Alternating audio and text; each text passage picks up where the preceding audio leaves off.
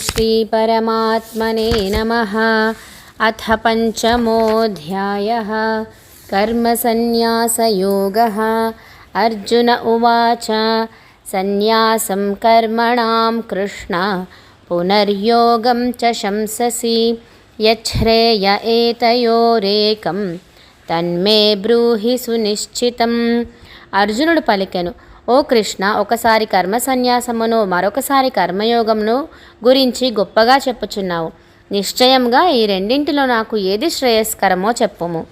శ్రీ భగవానువాచ సన్యాసః కర్మయోగశ్చ నిశ్రేయసకరావుభౌ తయోస్తు కర్మ సన్యాసాత్ కర్మయోగో విశిష్యతే.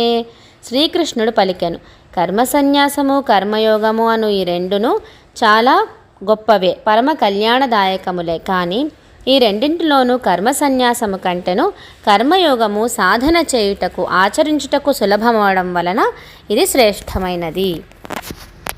జ్ఞేయస్స నిత్య సన్యాసి యో నద్వేష్టి న కాంక్షతి నిర్ద్వంద్వో హి మహాబాహో సుఖం బంధాత్ ప్రముచ్యతే. ఓ మహాబాహు, ఓ అర్జున, ఎవరిని ద్వేషింపని దేనిని కాంక్షింపని అంటే దేని మీద ఆసక్తి లేని కర్మయోగిని నిత్య సన్యాసిగా తెలుసుకొనవలను. ఎట్లానగా రాగద్వేషాలను అధిగమించినవాడు అవలీలగా సులభంగా సంసార బంధముల నుండి ముక్తుడగును. సాంఖ్యయోగౌ పృథగ్ బాలాః ప్రవదంతి న పండితాః ఏకమప్యాస్థితః సమ్యక్ ఉభయోర్విందతే ఫలం. సాంఖ్య కర్మయోగములు వేరువేరు ఫలములనిచ్చునని మూర్ఖులు పలికెదరు, పండితులు అట్లు పలుకరు. ఆ రెండింటిలో ఏ ఒక్కదానినైనను బాగా ఆచరించినవాడు ఈ రెండిటి ఫలస్వరూపమైన పరమాత్మను పొందును. యత్సాంఖ్యైః ప్రాప్యతే స్థానం తద్యోగైరపి గమ్యతే ఏకం సాంఖ్యం చ యోగం చ యః పశ్యతి స పశ్యతి.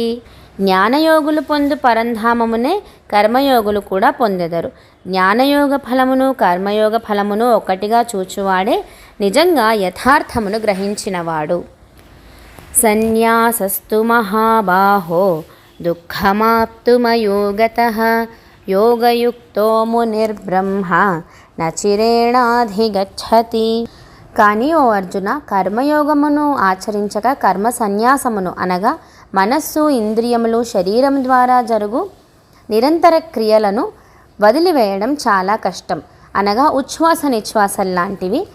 భగవత్ స్వరూపమును మననము చేయు కర్మయోగి పరబ్రహ్మ పరమాత్మను తొందరగా పొందగలుగుతాడు. యోగయుక్తో విశుద్ధాత్మా విజితాత్మా జితేంద్రియః సర్వభూతాత్మభూతాత్మా కుర్వన్నపి న లిప్యతే.